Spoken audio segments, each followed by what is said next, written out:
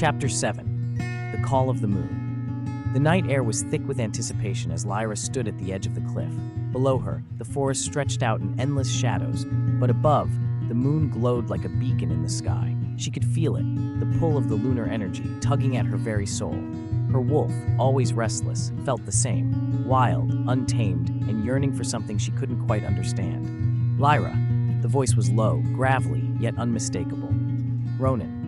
Lyra's heart skipped a beat, her body stiffening as she turned to face him. He stood several feet away, his posture tense, eyes clouded with a mix of guilt and regret. The bond between them pulsed in the air, an invisible thread that neither time nor distance could sever.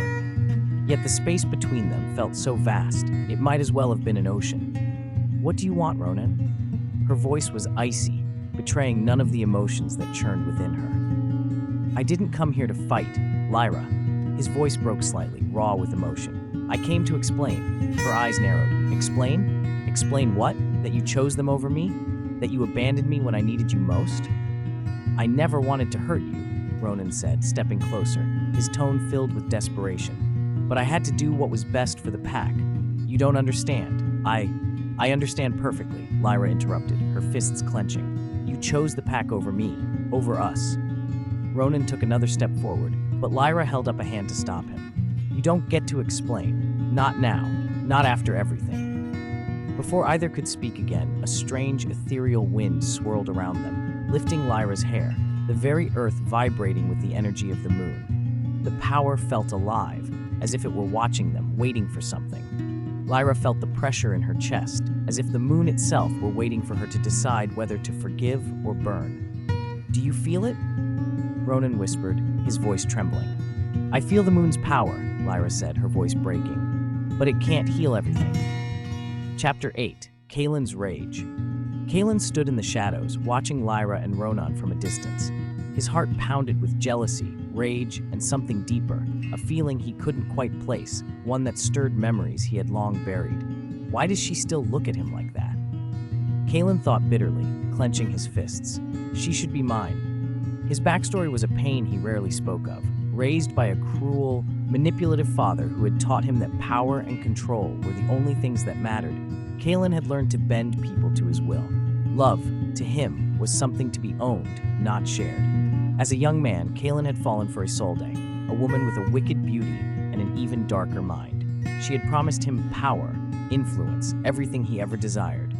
But the power she had promised came at a cost: his soul. Now, that same manipulative energy would be used to turn him against Ronan, to tear them apart, and to force Lyra into his arms. But Kalen was not the only one with plans. Isolde, always watching, had seen the potential to manipulate him. She appeared beside him, a dark smile playing on her lips. "Still so angry?" Isolde whispered, her voice soft and poisonous. "If you want her, you have to fight for her. But be careful. Ronan is not the only obstacle." Kalen's jaw tightened.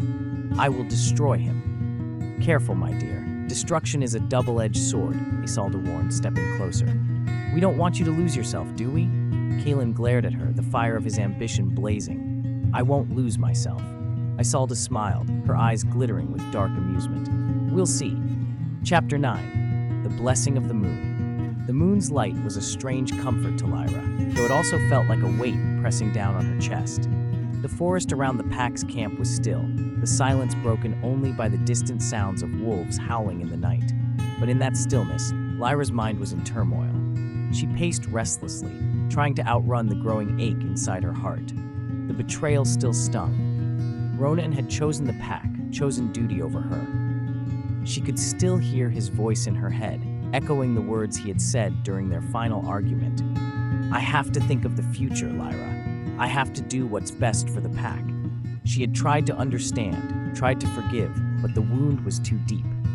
It gnawed at her, twisted her thoughts, and left her wondering if their bond had ever truly meant anything. "Lyra." Alara's voice broke through the storm of thoughts. The elder wolf had appeared silently at her side, her presence calming, like a steady breath in the chaos. Alara was tall, older than most, with long silver hair that shimmered in the moonlight, her eyes a sharp contrast of wisdom and gentleness. She had seen many battles, both physical and emotional, and Lyra knew she was the only one who might truly understand. "You're troubled," Alara said softly, taking a seat on the edge of the campfire's light. Her gaze swept over the young woman, noticing the tension in her body, the tightness of her jaw. "The moon is restless tonight. You feel it, don't you?" Lyra nodded, though she said nothing. The pull of the moon's power was undeniable. It thrummed through her veins, calling her to something greater, something beyond the grief and anger that had taken root in her heart. But it also filled her with confusion, with longing for a future she couldn't see. Alara smiled gently. "The moon has its way of showing us the truth, but it is not always easy to accept. It does not erase the hurt, Lyra, but it can guide us toward healing if we let it." Lyra shook her head, fighting the urge to look away. How?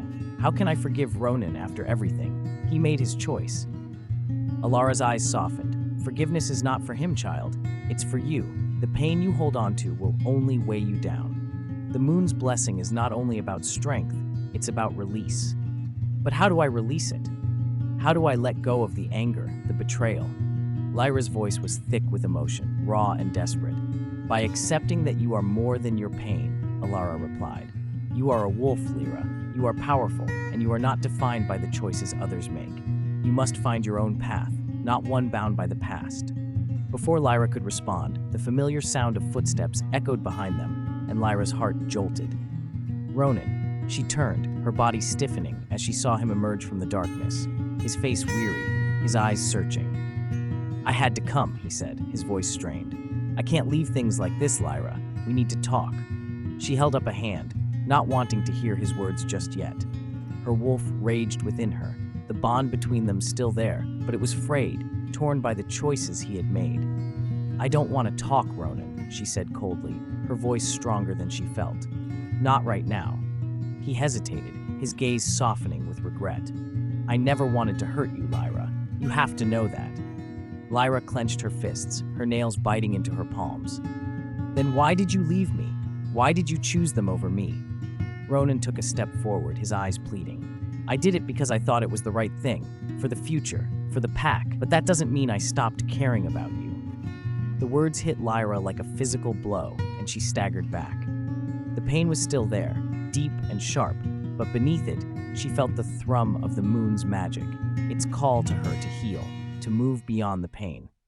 The moon's light flickered, and for a moment, everything stood still. The weight of the past hung heavy, but Lyra felt a shift within herself, a crack in the walls she had built around her heart. Could she forgive him? Could she even forgive herself?